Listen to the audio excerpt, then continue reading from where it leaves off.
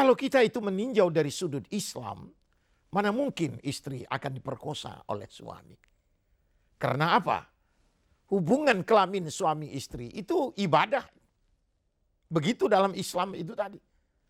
Tetapi di dunia barat bisa masuk bahwa seorang istri diperkosa oleh suaminya. Kenapa?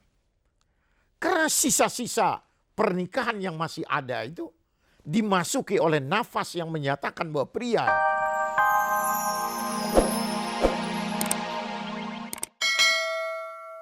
seks di sini dalam pengertian yakni perbedaan jenis. Jadi kita harus tahu bahwa di antara pengertian seks itu adalah terjadinya perbedaan jenis. Itu yang dikatakan difference of species. Jadi perbedaan jenis, dalam hal ini Al-Quran menyatakan bahwa diciptakan pria dan wanita itu adalah berpasang-pasangan. Bahkan disebutkan bahwa Allah itu menciptakan dua jenis yang dinamakan pria dan wanita. Nah sekarang di dalam mereka berperan itu tadi, terjadilah revolusi. Revolusi yang dibangkitkan oleh satu keinginan bahwa mereka ingin mendapatkan nilai yang sama.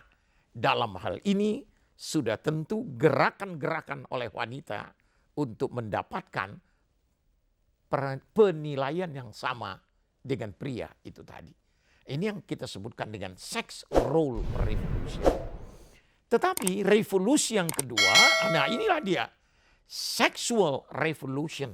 Jadi mereka itu ingin mendapatkan kebebasan dalam menyalurkan kebutuhan-kebutuhan seks. Nah, saudara-saudara, karena pertama ini kita mengungkap sebagian umum saja lebih dahulu. Hasil daripada sex role revolution ini menumbuhkan gerakan-gerakan wanita di dunia barat. Barangkali kita mengenal yang disebutkan dengan women lib, yaitu gerakan wanita yang ingin mendapatkan kebebasan dalam hidupnya. Apalagi apa yang kita sebutkan pada saat-saat akhir-akhir ini, tumbuhnya women lib ini mengarah kepada feminisme. Nah, gerakan feminisme inilah yang akhirnya mengarah kepada menyatakan pria bukanlah unsur yang merupakan pasangan daripada wanita, tapi pria adalah saingan dan lawan daripada wanita itu tadi. Nah, dengan dasar berpikir yang demikian ini, sudah pasti apa yang kami katakan tadi, bahwa mereka tidak mungkin lagi untuk melaksanakan perkawinan dalam hidup ini. Kenapa? Karena pria itu dianggap sebagai lawan. Bagaimana dia akan dapat membentuk apa yang disebutkan satu rumah tangga tadi. Nah, itulah sebabnya kami katakan ada 3 masalah pokok yang berjalin berkelindan itu, seks, perkawinan, dan kehidupan keluarga. Nah ini di dunia barat, baik masalah seks, baik masalah perkawinan, baik masalah kehidupan keluarga, sudah mencapai saat-saat kritis yang sangat berbahaya sekali. Sehingga mencapai yang sangat berbahaya, mereka tidak memerlukan apa yang disebutkan dengan perkawinan atau kita pernikahan itu tadi. Nah, misalnya kita melihat dalam rangka perbaikan KUHP baru-baru ini dibicarakan adanya hak yang diberikan kepada seorang istri, dia berhak untuk mengadukan suaminya ke pengadilan karena dia diperkosa oleh istrinya. Kalau kita itu meninjau dari sudut Islam, mana mungkin istri akan diperkosa oleh suami? Karena apa? Hubungan kelamin suami istri itu ibadah. Begitu dalam Islam itu tadi. Tetapi di dunia barat bisa masuk bahwa seorang istri diperkosa oleh suaminya. Kenapa?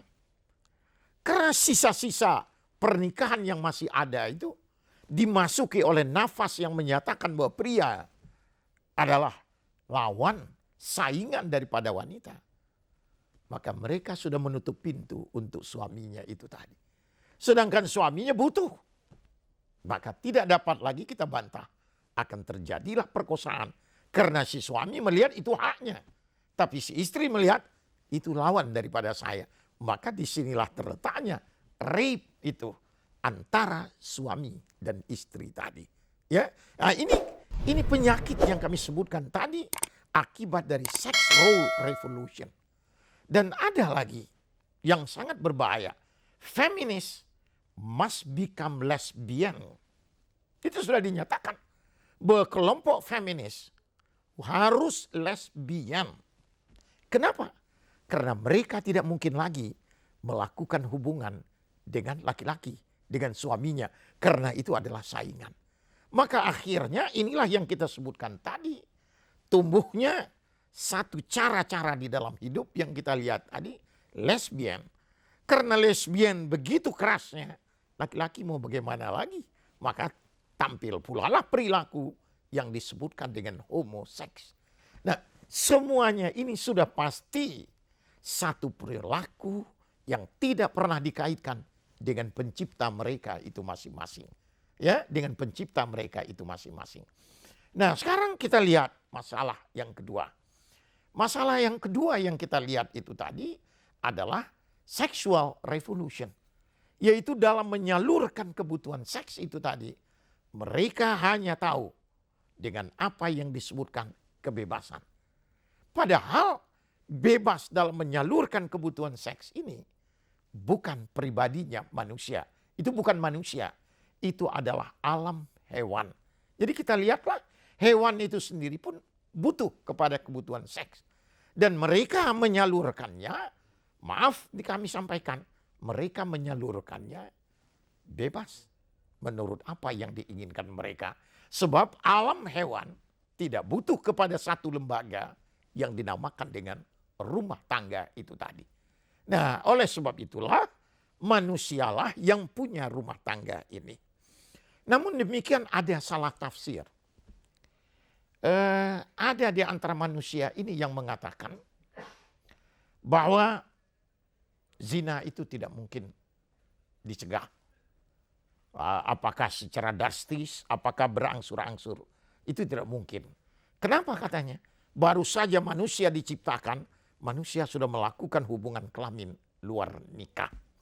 Ini sangat berlawanan dengan sejarah hukum Islam itu sendiri. Zina itu baru ada menurut hukum Islam setelah ada instruction, perintah nikah manusia itu tadi. Jadi kalau manusia itu sudah diperintahkan nikah, masih melakukan juga hubungan kelamin luar nikah, maka itu yang tidak dibenarkan oleh Islam. Jadi Islam itu tidak menuduh masyarakat yang lalu itu kerjanya berzina saja, tidak. Sejak diperintahkan adanya lembaga pernikahan, maka baru ada yang disebutkan dengan hubungan kelamin luar nikah. Dan itu yang dinamakan dengan zina. Nah, jadi yang dua macam ini, sex revolution, itu di tanah air kita, sex role revolution itu di tanah air kita sekarang sudah masuk. Misalnya sekarang, maaf saja, ada keinginan dari wanita karir. Ada keinginan dari wanita karir demi sukses. Dia tidak akan nikah-nikah. Ini adalah satu hal yang tidak mungkin. Ini berlawan dengan fitrah yang terdapat pada diri mereka itu sendiri. Nah, oleh sebab itu sekarang kan lahir pameo-pameo di dalam masyarakat. Dimulai daripada MB, makan bersama, dan dilanjutkan dengan apa yang disebutkan dengan bobok bersama, yaitu BB. Nah, jadi hal-hal yang demikian ini harus mendapat tinjauan. Bukan untuk kita caci, tetapi kita memberikan satu pilihan. How to get our needs. Bagaimana kita mendapatkan kebutuhan-kebutuhan kita ini.